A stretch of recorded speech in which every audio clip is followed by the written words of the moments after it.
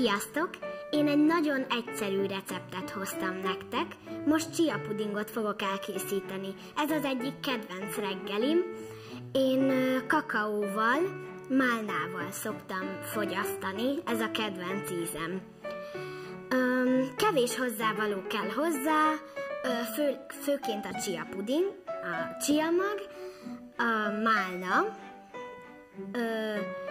ízesítőszernek én eritritet hoztam, de lehet mást is, juharszirupot, mézet, akármit.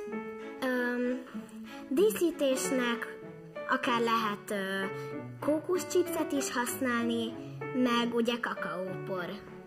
És még egy kis 2 deci növényi tej. Na, először is a növényi tejet, a 2 deci növényi tejbe belerakunk 4 evőkanálnyi chia magot,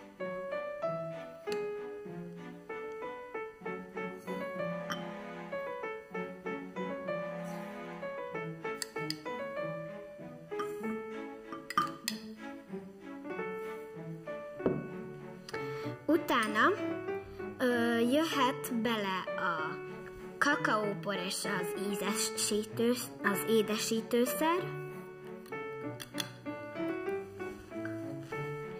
és utána meg jól összekeverjük. Utána egy éjszakára elrakjuk málnával rétegezve a hűtőbe.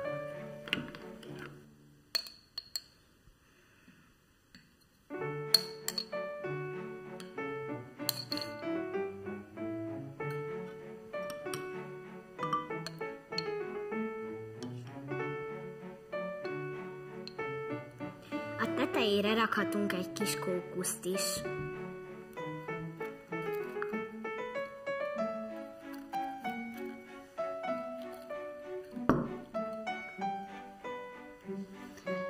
Akkor mehet is a hűtőbe.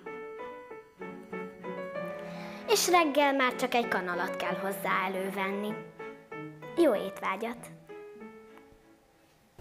Ha te is szeretsz kísérletezni ételekkel, egészségügyi dolgokkal, akkor kövess bennünket és iratkozz fel a csatornánkra.